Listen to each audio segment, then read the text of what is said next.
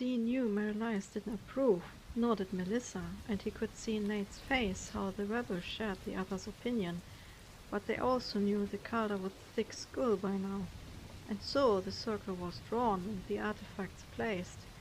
Mary Lyons, using the spellbook they had found in Rome, had made the preparations. All Dean had to do was power it and utter the words. Shivering in his soaked clothes and still being supported, the occultist made for the circle's middle. He placed his hands on the muddy ground in front of his knees, and with a deep breath he used his gift once again. Instantly the sharp pain returned, letting the young man almost believe his head finally exploded. Beneath him the ground shook slightly, and around the circle the winds freshened up, forming the shadow of a small tornado. Like the bricks being torn out of a wall, the ground fell into a violent pit. His friends dragged him out of the gate's radius, or else he might have been swallowed up. Too occupied was he with the internal suffering to react to what happened around. He didn't know what death felt like, but he was sure it couldn't be worse than that. The door to hell lay in front of them, an orange raging whirlpool of flames and smoke. "We have to go now," Merlice yelled over the noise of raging wind and fire. Waiting a second, the demon looked around with a silent plea in his eyes, to which Dean could put no reason. "You don't have to come with me," he said in one last desperate attempt to protect them from whatever he seemed to know was coming. None of them answered the call to abandon their friend. "Do you trust me?" Dean would have nodded, but his strength kept him barely conscious. "Did I not tell you? I would follow you through the gates of hell," Nathaniel answered in loyal jest for all of them, which seemed to ease their supernatural friend, at least a bit. With shaking legs, Dean got up, and together they jumped into the abyss. Like sliding down an icy road, the entrance led them from the earthly plane to the feared place called Hell. Upon reaching their destination, Dean had to admit that Hell looked a lot different from how the books portrayed it. Although it was still hot and the air was filled with sulfur and ash, they were standing in what might have been an alleyway. The ground was covered in sand and dust. On the walls around, a torch was lit every 10 feet, and the brownish-black walls reflected the light ominously. Muffled sounds reached them from farther ahead, where their path probably joined some larger street. Feeling his legs give out, Dean sank to the ground, coughing. Using his trembling hands for support, he tried to end the violent shaking that accompanied the hurtful coughs. A suppressed outcry from Melissa made him look at the ground in front of him. It was covered in red. Only now did he taste the typical iron flavor of his own blood. Getting rid of the coughing for the time being, he stood up again, even though he almost fainted. The expressions of his friends spoke volumes. Merlice's eyes glittered with guilt, whereas Nate looked rather somber. Melissa had fear and worry written all over her face as she approached to support him. Feeling his legs growing weak yet again, Dean felt his fiancée struggle under his weight. "Let me help you, sweetheart." Nathaniel rushed to Dean's other side. If it wouldn't have been for them, the young man was sure, he would have just laid down somewhere there and then to die. Dean gasped a few times from the pain as Merlice led them down the road, away from the noises. "Where are we going?" Melissa whispered behind the black-haired figure. The guide started to faintly glow, giving him an infernal appearance. "We have to stay low. We'll take some back roads." "Where to?" she insisted when Merlice tried to avoid the real question. A soft moan from one of the cells close by interrupted them. "Melissa?" The familiar soft voice spoke, indicating torment. Tears welled up in Dean's eyes when he put things together. "Father?" he asked cautiously. Then, after looking closer at the thin man with the haunted look, the blow hit him with full force. Ignoring his protesting body, the young man tried to somehow break the cell's lock, but the heated iron was unyielding and threatened to burn away his skin. "How? Why?" Dean threw around the fragments, not able to word whole sentences. Tenderly, the old eyes examined their own flesh and blood. "Dean, my son, did he get you too? You look like being tortured." "No, father." "Who got you?" The question had sparked some traumatic memories, Dean could tell, for his father started to quiver, shaking his head as if in fury, before calming himself and suppressing the outbursts of insanity that lurked somewhere beneath those gentle features. "The man with the curly black hair," he only uttered, wide-eyed as if in trance, "dragged from the gates of heaven into darkness." He remained unresponsive for a moment before reaching through the bars. Gripping Dean's shirt with his skinny arms, ignoring the smoking flesh, Aiden dragged his son as close as possible. "He claims to be the devil, but he is not. You need to leave, my son. You need to leave now." "I'm not leaving you in hell. We will save you." Shaking his head in solemn silence, the old man drew back into the shadows of his residence. "What's this about, Marilise?" Dean grabbed the demon's collar in a fit of rage. Not even his trembling body could keep him from exhausting himself further. Marilise didn't defend himself. The yellow eyes showed what might have been deep regret. His voice dripping with guilt, he spoke while averting his eyes. "Hell is coming off its rails, with the wrong one in charge." "You don't say!" Nathaniel stopped the occultist by laying his hand on Dean's arm. "Hey." The older man tried to appease him. Dean looked into the honest grey eyes. For the first time he noticed how much darkness they bore, and how much Nate must have trusted the demon despite all the injustice and suffering he had been through. Forgetting his wrath at Marilise, he let go, tackling a couple of bloody cuffs before composing himself. "He's my father, Nate," he only said desperately, pleading to the older man to understand. "I get it, son," the American replied, "but don't turn on your friends in your anger. It don't end well. Align yourself with hatred." "Come," Marilise took Dean softly by the arm. "We have to move." Together they passed the small back streets with little to no activity. No one paid the intruders much attention, who quickly disappeared in the next shadow. Stealing a few glimpses of Hell's non-human inhabitants, Dean saw black wings, torn and scarred. Some of them showed patches of bald grey skin. Some had even lost all their feathers, taking from them the memory of their angelic being. Leathery, bat-like wings had taken the place of once glowing white feathered ones. The skin was still fair, but covered in burns and scars at some places, probably depending on the part the entity had played in the rebellion. When it came to clothing, the demons had very different tastes.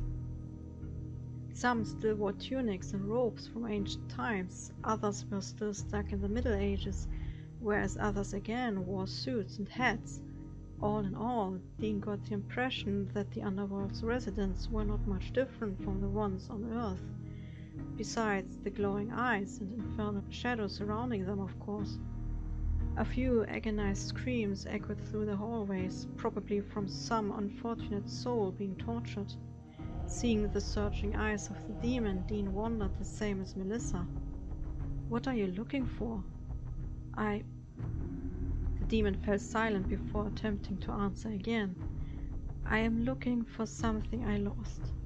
He spoke carefully, not turning around to meet his friend's gazes. Dean noticed how the contours of a long scar on Marilise's left cheek, extending downwards beneath the clothes, became visible. "Marilise, what?" their friend answered, agitated, stopping and turning around in one motion. The eyes had taken on the color of a deep orange, the pupils moving frantically with a haunted expression. "What's wrong?" Dean had wanted to point out the fear in the demon's eyes, yet judging from the sudden mood swing, he thought it safer to ask in a more general manner. Before Marilise could answer, another voice sounded from behind the demon, but it sounded deeper, sinister and wicked to Dean. "Marilise, finally you return." Marilise whipped around without a trace of the calm, carefree, or even aristocratic behavior Dean had learned to know. "A truly hideous creature approached them. He was clothed in an expensive suit that might have made a lawyer feel jealous. It was accompanied by deep red eyes and an inhuman expression. The curly black hair reached to the shoulders and was unbound. "Don't be shy," the entity mused. "Introduce me to your new friends. Or are they gifts for me?" Merli's sole response to the taunts were his trembling clenched fists.